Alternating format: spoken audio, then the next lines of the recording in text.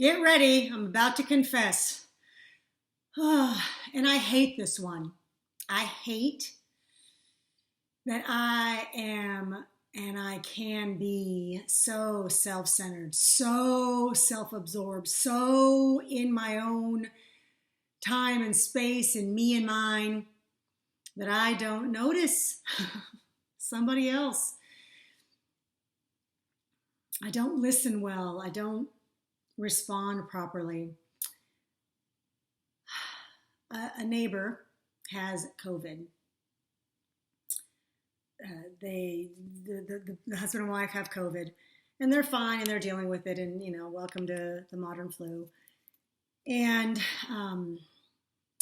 they announced it a couple of days ago. We talked across the fence, and I just kind of, we chatted, how you doing, all that kind of good jazz, and then just left it alone, right? Went about my business.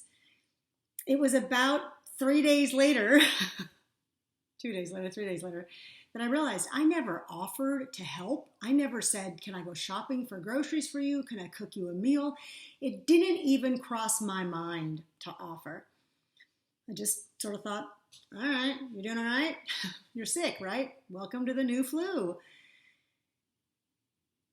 So I reached out and just told them, hey, look, I am so sorry. And they confirmed, indeed, they're fine. No big deal. They don't need to cook a meal, clean their house, whatever. Do whatever to help them. They're fine. But it did get me thinking about, I felt bad. I felt bad because I thought, holy smokes, how did I miss that? How did I just gloss right over that? And it makes me think about it. And so I processed my moment, my sin, my self-centeredness through the formula to find out what was going on in me that I just completely ignored a need of a fellow human. It's my God quotient, the God I love and follow, the community of people that I submit to. It is the fundamental tenet of what we believe, to love others, to give, ahava, to love, is to give. It's the verb, to give. I gave nothing in that moment. So how did I miss that opportunity to do what I know I want to do, what I have done in the past, sometimes better than others, but how did I miss it? And so I started thinking, okay, what was going on, right? What was going on emotionally was I was busy and wrapped up in my own life, right? Good stuff, all wonderful good stuff. There was no problem in my world. I was ridiculously, outrageously, insanely busy, and emotionally distracted because my son had come home from a 9-month deployment. So I hadn't seen him in 9 months. So yeah, I was a little distracted. Again, good stuff, good distractions, good reasons to be absorbed in yourself and your world. It's not an excuse. It was what was happening emotionally for me that I didn't take an action that I know I want to take. I believe I should and want to. So then I had to start thinking through, going through kind of the data and the facts. What is this sort of ultimately, what lessons do I learn? What takeaways, what data bits can I offer you? Because that's what this is all about. You know that I use my life. I am my, favorite case study. I have a chapter in the book, Be Your Own Best Case Study. So in this moment of my sin, where I absolutely did not pay attention to the need of a fellow human, my neighbor, again, missing the opportunity to ahava, to love them, to give to them, recognizing it was because I was wrapped up in my own stuff, right? Fully immersed in my own world and distracted with all my goodness going on, right? Just selfish and self-centered.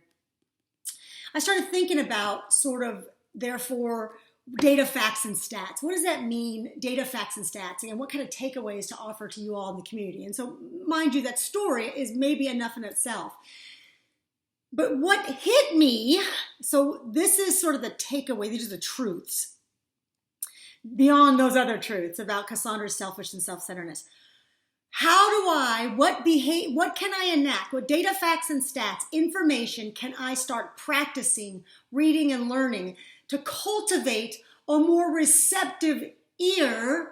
So when I hear somebody say something about their life, I have the ability to actually listen, To listen means to take action appropriate to what the Lord is calling me to. The issue was not so much maybe my selfishness and self-centeredness, although yes, it's part of it. So, but equally in line with that, the way I can work on that, the way I can be a better lover, giver to God's children, is if I listen better. See, I didn't listen well.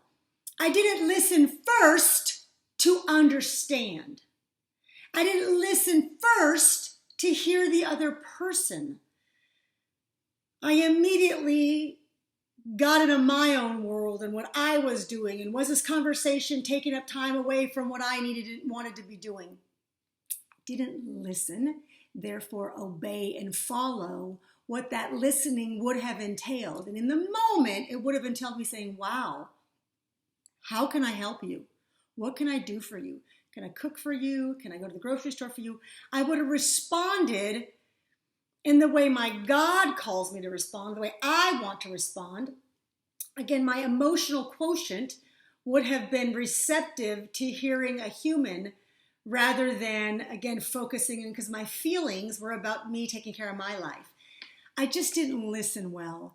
And therefore, how I can work on being a better listener, so therefore I can corral my emotions and my self-centeredness and therefore act and give love to God's children as he's calling me to give in the moment, right? There's an opportunity there.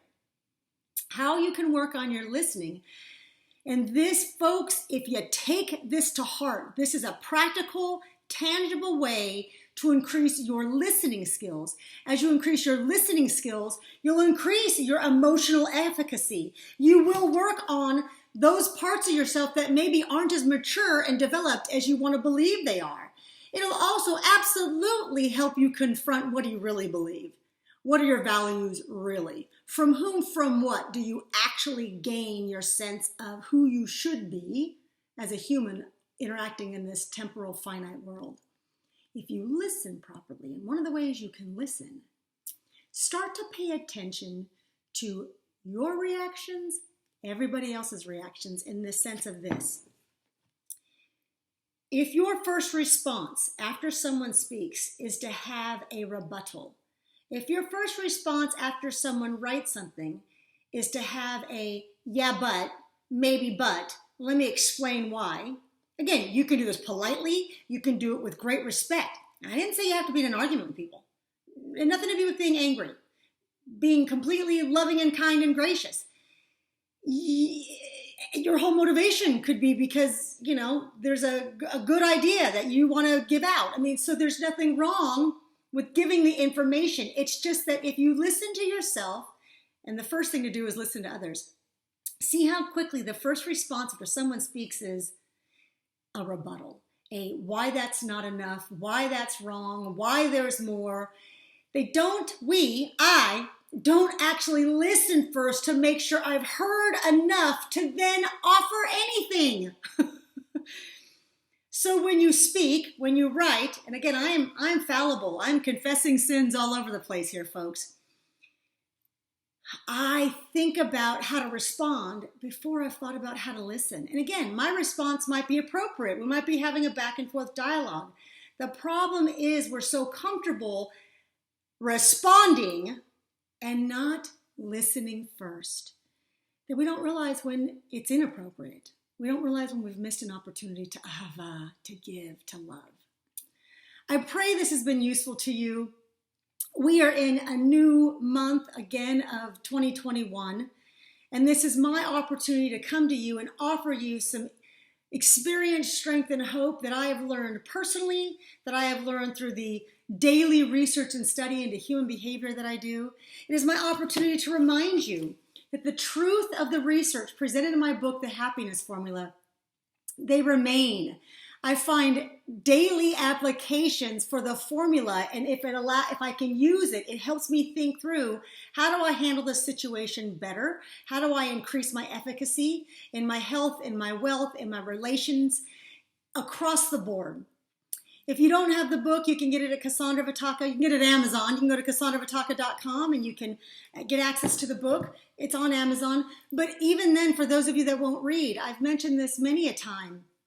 on my website under resources and webinars, there are webinars. I dialogue through the 4 elements of the formula. I spend about a half an hour on IQ, half an hour on EQ, half an hour on GQ, and half an hour on HQ. I don't read the book to you, but I essentially talk through kind of the elements, at least so you can have some idea of how to apply it if you're not going to read the book. I also have tons of other webinars and resources for you. It is my desire to be of service to you. It is my desire to bring you insights, research, as well as my own life experiences to help you be a better version of you. I am your personal excellence drill sergeant, and yes, I usually yell at you most of the time. I don't think I yelled at you too much this time, probably because I've been a little humbled by my selfishness. So I am working on listening better. I encourage you to hold me accountable because I want to get good at this. Take care. Shalom.